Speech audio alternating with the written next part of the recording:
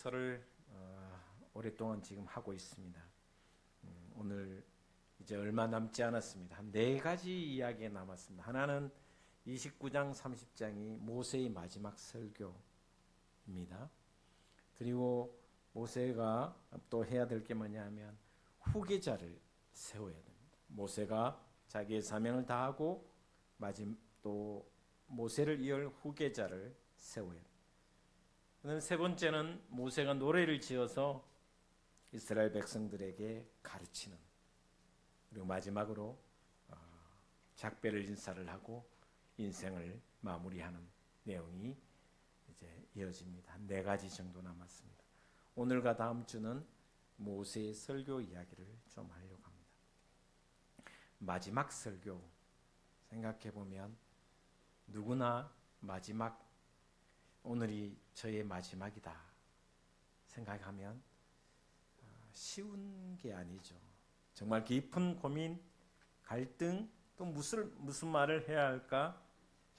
그래서 아마 심각한 결과를, 그러니까 고민 끝에 아주 핵심적인 이야기만 해야 되겠다라는 내용이 바로 마지막 설교겠죠, 그렇죠?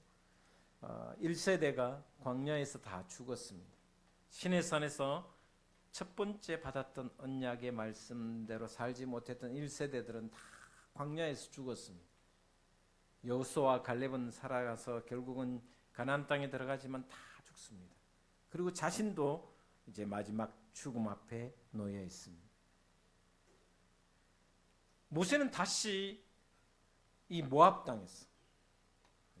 땅에서 두 번째 언약을, 하나님과 이스라엘 백성들의 언약을 맺도록 중재 역할을 합니다.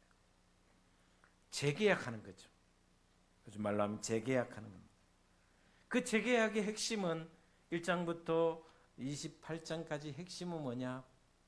너희가 말씀대로 살아가면 들어가도 나가도 복을 받을 것이고, 그렇지 않으면 심판과 저주가 있다라는 것을 가르쳐 주고 있습니다. 그래서 오늘 1절 말씀에 이런 말씀을 합니다. 앞에 있는 이야기들을 요약하는 내용입니다. 1절 말씀에 호렙은 시내산 1차 계약을 냅니다. 호렙에서 이스라엘 자손과 세우신 언약 외에 여호와께서 모세에게 명령하여 모압 땅에서 그들과 세우신 언약의 말씀은 이러하니라. 앞에 말씀, 이 언약을 다 정리한 내용이 이러하다라는 것을 1절 말씀이에요. 그러니 너희는 이 말씀대로 살아 복의 복을 받고 들어가도 나가도 복을 받았으면 좋겠다라는 말씀이 1절의 내용입니다. 그러면서 2절부터 설교를 하기 시작합니다. 마지막 설교를 하기 시작합니다. 2절에서 9절까지 핵심은 한마디로 제가 이 신명기를 하면서 종종 이야기하는 내용입니다. 모세가 마지막 설교의 첫 번째가 제목이 뭐냐면 과거에 내려주신 하나님의 복을 기억하라는 것입니다. 나에게, 또 우리에게, 우리 가정에, 때로는 기적으로, 기사로, 때로는 시험으로, 테스트로 하나님이 내게 주신 그 무엇인가를 돌아보라는 것입니다. 이스라엘 백성은 애굽의 압제, 430년의 애굽의 노예로 살았습니다. 그 애굽의 압제에서 구원받았어요. 40년 광야에서 옷이 낡아지지 않았습니다. 신이 헤어지지 않았습니다. 신발이 닳지 않았다라는 것입니다. 여러분 돌아보면 이 무더위 가운데, 아니 2025년뿐만 아니라 여러분의 평생에, 저의 평생에 돌아보면 모든 것이 하나님의 은혜다. 일용할 양식을 지금까지 주셨고, 지금까지 매일매일 순간순간 하나님은 나를 이끌어 주셨기에, 지켜 주셨기에 지금 내가 여기에 있는 것이다. 그래서 신앙은, 기독교의 신앙은 설명이 안 돼요. 은혜로밖에 말할 수밖에 없어요. 여러분, 은혜라는 것을, 단어라는 것을 설명할 길이 없어요. 하나님이 주시니까 여기까지 온 거예요. 근데 오늘 본 말씀 6절에 이렇게 말씀해 주고 있습니다. 6절 한번 띄어서 같이 보도록 하겠습니다. 시작. 너희에게 떡도 먹지 못하며 포도주나 독주를 마시지 못하게 하셨으면 주는 너희의 하나님 여호와이신 줄을 알게 하려 하심이니라. 여러분, 이스라엘 백성이 애굽 땅에 있을 때는 그나마 고기라도 먹었습니다. 마늘이라도 먹었습니다. 된장찌개에 김치 안 넣지 참. 된장찌개에 김치도 먹었다는 거죠.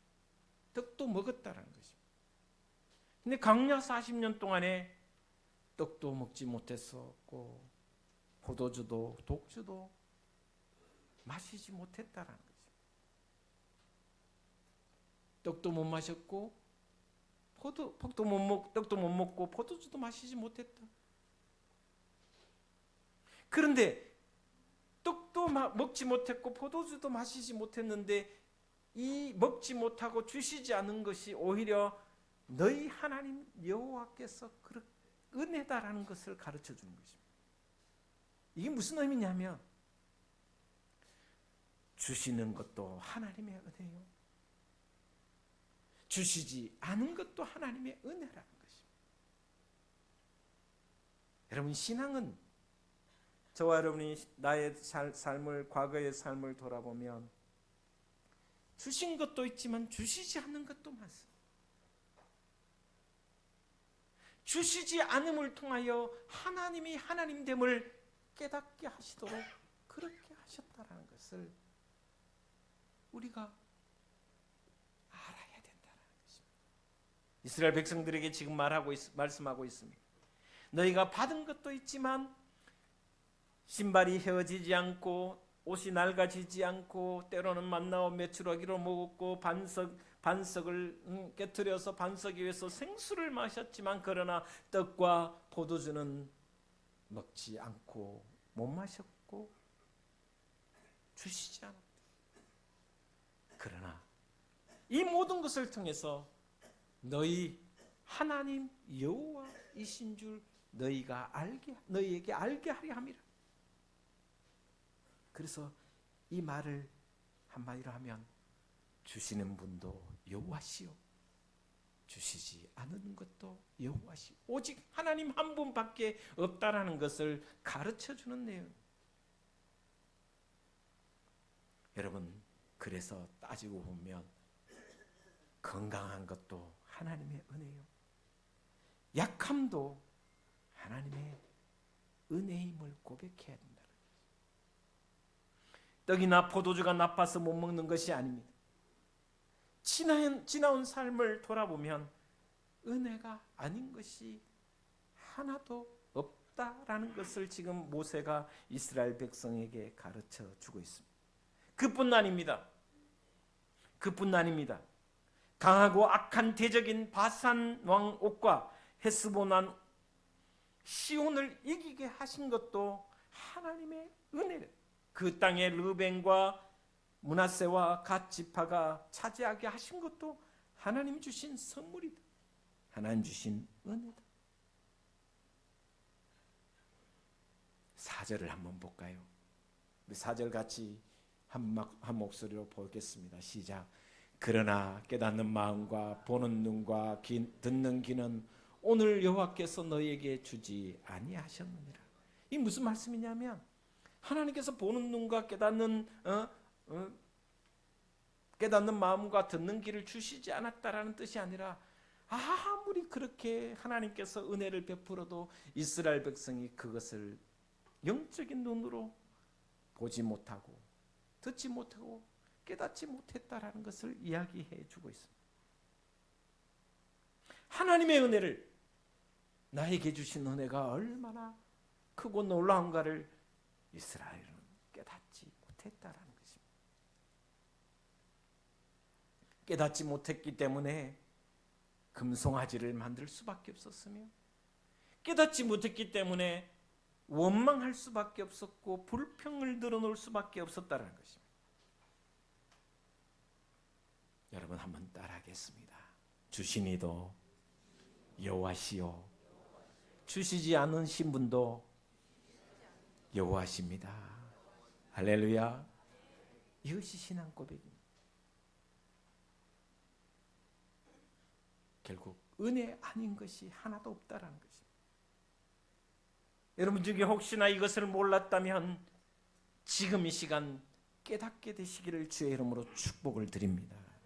그때는 원망이었고 그때는 불평이었지만 깨닫는 마음과 보는 눈과 듣는 귀가 열리니 모든 것이 은혜였음을 고백하는 여러분의 신앙이 되었으면 좋겠습니다.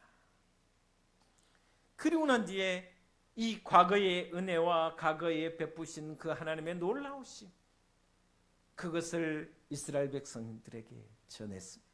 너희들 가나안 땅에 들어가면 절대 잊지 말았으면 좋겠다.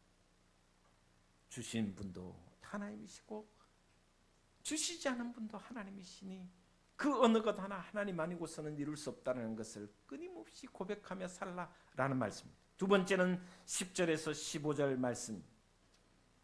10절에서 15절 말씀은 내용이 뭐냐면 과거의 언약을 맺고 끝낸 것이 아니라 과거에 그냥 언약을 맺고는 끝낸 것이 아니라 지금 오늘 여기 여전히 너희와 언약을 맺으시는 분이 바로 하나님이시라는 것을 가르쳐줍니다. 그래서 10절에서 15절까지 단어를 여러분 읽어보면 오늘이라는 단어와 여기라는 단어, 현재입니다. 지금 여기 현재도 하나님의 언약은 유효하시고 하나님은 나와 우리와 언약을 맺어가시고 있다라는 것을 가르쳐준 내용입니다. 과거의 은혜를 베푸신 하나님일 뿐만 아니라 하나님은 지금 여기 오늘의 하나님이시다. 하나님의 언약과 하나님의 약속은 과거나 지금이나 동일하다. 변함없으신 하나님이시라는 것을 말씀해 주고 있습니다. 또한 그 약속이 변함없을 뿐만 아니라 이스라엘 백성들에게 역사하시는 것이 동일하다는 것입니다. 과거에 40년 전에 애굽에서 해방시킨 그 하나님 지금도 역사하시는 하나님이시라는 것입니다. 40년간 광야에서 만나와 메추라기와 그리고 반석에서 물을 내신 그 하나님, 아말렉과의 전쟁에서 승리케 하시는 그 하나님, 그 하나님이 지금 나의 하나님이시고 지금 우리의 하나님이시라는 것을 백성들에게 가르쳐주고 있습니다. 너희가 가나안 땅에 들어가서 가나안 백성이 두렵고 강하고 놀라운 백성들이고 위대한 용사들이지만 그러나 하나님은 과거의 하나님이시지만 지금도 역사하시는 하나님이시니 두려워하지 말라. 아니 지금뿐 아니라 오늘뿐만 아니라 여기뿐만 아니라 영원토록 동일하신 하나님이시다는 것을 가르쳐주고 있습니다. 다시 말하면 이 언약은 영원한 언약이라는 것입니다. 여러분 이렇게 모세와 함께 하시고 이스라엘 백성과 함께 하셨던 그 하나님이 지금 오늘 여기 나의 하나님이고 여러분의 하나님이 되신 줄 믿으시기를 바랍니다. 이것이 우리의 신앙입니다. 하나님은 현재의 하나님이다. 세 번째로 16절에서 28절입니다. 16절에서 28절 말씀까지는 미래에 어떤 일이 일어날지 모른다. 여러분 지금까지 신앙생활 잘하신 분이 계십니까? 미래에는 어떤 일이 일어날지 모릅니다. 어떤 위험이 일어날 수 있는 것이 미래입니다. 한치 앞을 보지 못하는 것이 우리 인간이고 내일을 알 수 없습니다. 그래서 오늘 본 말씀에 이 16절에서 28절까지 하나님께서 모세에게 이렇게 말합니다.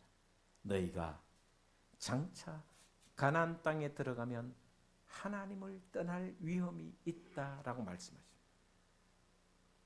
여러분, 저는 목회를 하면서 평생 존경받는 신앙생활을 하다가 어느 순간에 갑자기 하나님을 떠난 사람도 종종 봤습니다. 평생 기도의 용사로서 정말 기도의 무릎으로서 하나님께 충성하던 사람이 어느 날 갑자기 돌아서는 장면도 많이 봤습니다. 너희가, 모세가 이스라엘 백성들에게 말씀하고 있습니다.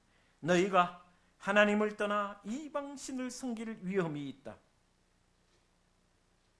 또한 뭐라고 말씀하시냐면 극도의 이기주의자가 되어 나만 안전하고 나만 잘 쓰면 된다는 하나님 없는 삶을 살아갈 위험이 있다. 그것을 19절에 이렇게 표현해 놨습니다. 이 19장 19절 말씀을 같이 한번 볼 수 있었으면 좋겠습니다. 같이 보겠습니다. 19절입니다. 시작. 이 저주의 말을 듣고도 심중에 스스로 복을 빌어 이르기를 내가 내 마음이 완악하여 젖은 것과 마른 것이 멸망할지라도 내게는 평안이 있으리라 할까 함이라. 무슨 말이냐면 다른 사람 다 잘못돼도 나만 평안하고 나만 잘 살면 되지, 이기주의에 빠질 가능성이 있다는 것입니다. 이방신을 섬길, 하나님을 떠나 이방신을 섬길 가능성이 너희 앞에 놓여 있을 것이며, 또한 너희가 나만 잘 살면 되고 나만 평안하면 되지, 이기주의적인 신앙으로 살아갈 가능성이 있다라는 것을 이야기해 주고 있습니다. 여러분, 우리에게도 언제나 이 미래는 이런 위험이 놓여져 있습니다. 언제 내가 하나님을 떠날지 모릅니다. 언제 내가 하나님을 버리고 세상으로 갈지 모릅니다. 나만 잘 살면 되고 나만 신앙생활 잘하면 되지라고 생각하며 살아갈 가능성도 있습니다. 그래서 25절, 26절에는 이렇게 표현해 놨습니다. 25절, 26절 혹시 스크린 띄울 수 있으면 띄워주시기 바랍니다. 25절, 26절입니다. 같이 성경을 보도록 하겠습니다. 시작.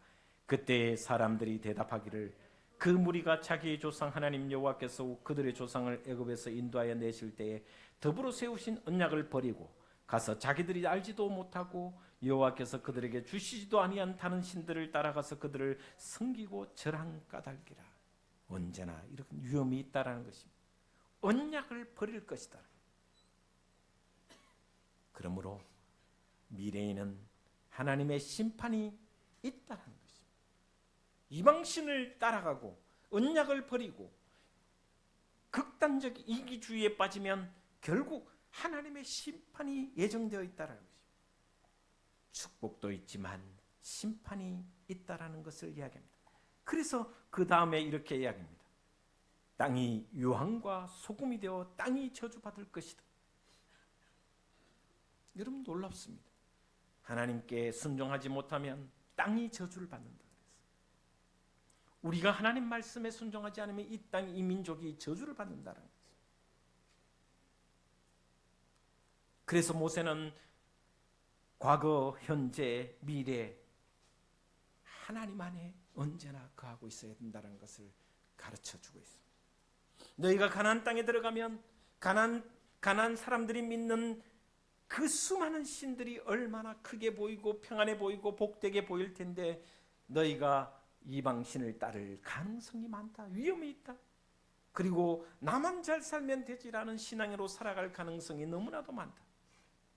그러나 그때에도 하나님의 심판이 있고 하나님의 축복이 있다는 것을 명심하며 살아갔으면 좋겠다라고 마지막 유언을 합니다.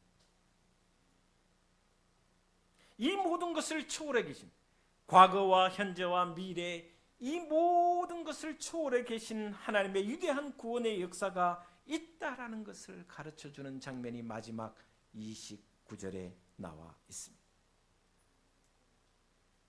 하나님은 어떤 분이신가? 과거에도 계셨고 지금도 계시고 앞으로도 계시는 하나님이신데 그 하나님이 어떤 분이신가를 가르쳐주는 게 바로 29절 말씀. 우리 29절 한 목소리로 같이 보도록 하겠습니다. 시작. 감추어진 일은 우리 하나님 여호와께 속하였거니와 나타난 일은 영원히 우리와 우리 자손에게 속하였나니 이는 우리에게 이 율법의 모든 말씀을 행하게 하심이니라. 여기에 감추어진 일을 이야기합니다. 감추어진 이 감추어진 일은 우리가 모르는 것을 이야기하는 겁니다. 하나님만 알고 계시는 것을 이야기합니다. 여러분, 하나님만 알고 계시는 게 뭡니까? 여러분, 여러분의 죽음을 여러분 스스로 알 수 있습니까? 없습니다. 인간이 자기의 죽음을 안다면 자기가 신이 되겠죠. 내가 언제 죽을지 안다면 얼마나 좋을까요? 그러나 하나님만이 아는 감추어진 일. 예수님이 재림하실지를 누가 알겠습니까? 모릅니다. 제가 죽었다 깨어나도 알 수가 없습니다. 오직 하나님 한 분만 아십니다. 우리에게는 가르쳐 주시지 않은 것이 있다라는 것입니다. 그것이 바로 감추어진 일입니다. 알 수가 없습니다. 그러나 우리의 미래는 알 수 없는 존재입니다. 도대체 어떻게 전개될지, 죽음과 재림과 그 모든 것이 어떻게 될지 알 수 없는 미래입니다. 그러나 초월에 계신 하나님께서 우리에게 은혜를 주셨는데 그것이 뭐냐면 바로 나타난 일이다라는 것입니다. 우리가 미래를 알 수 있고 미래에 이렇게 살 수 있는 그 나타난 일이 뭐냐면 하나님은 말씀으로 우리에게 나타내 보이셨고 선지자와 예언자로 우리에게 나타내 보이셨으며 또한 역사, 이스라엘의 수많은 역사를 통해서 과거의 역사를 통해서 하나님이 나에게 보여주신 나타낸 일이 있습니다. 그 나타낸 일은 바로 하나님의 지혜라는 것입니다. 무엇보다 예수 그리스도 그분이 하나님의 지혜라는 것입니다. 예수 그리스도를 믿고 예수 그리스도를 주로 고백하는 사람은 하나님의 지혜가 있으니 미래의 일, 나타난 감추어진 일을 알 수 있다는 거예요. 그렇다고 해서 죽음을 안다는 뜻이 아닙니다. 그렇다고 해서 재림을 안다는 뜻이 아닙니다. 우리 미래의 위험과 어려움과 고난이 있지만 하나님께서 이미 우리에게 주신 역사, 예언자들을 통하여 사도를 통하여 특별히 예수를 통하여 나타내신 그 일들을 통하여 주신 것이 바로 하나님의 지혜라는 말씀. 우리는 그 지혜, 예수 그리스도를 의지하여 수많은 위험이 있지만 넉넉히 이기느니라. 로마서 말씀입니다. 하나님 주신 지혜로 넉넉히 세상에서 이길 수 있다는 것입니다. 이것을 모세가 이스라엘 백성에게 가르쳐 주고 계십니다. 이런 지혜가 미래를 예측할 수 없는 저와 여러분, 위험이 도사리고 있는 그 미래에도 이런 지혜, 하나님이 주신 지혜가 여러분의 신앙 위에 가득하게 펼쳐지기를 주 예수 그리스도 이름으로 축원을 드립니다. 그럴 때 우리에게 복이 임합니다. 그럴 때 하나님과 동행하는, 그럴 때 하나님이 우리에게 놀라운 은총을 허락해 주신다는 말씀입니다. 여러분이 하나님의 지혜로 하나님의 길을 걸어갈 때 하나님이 원하시는 복된 길을 열어주시리라 믿고 나아가는 우리 모두가 되시기를 주 예수 그리스도 이름으로 축원을 드립니다. 기도하겠습니다. 주님 감사합니다. 오직 주께 영광을 돌립니다. 말씀대로 다시 살아가게 인도하여 주시옵소서. 예수님 이름으로 기도하옵나이다.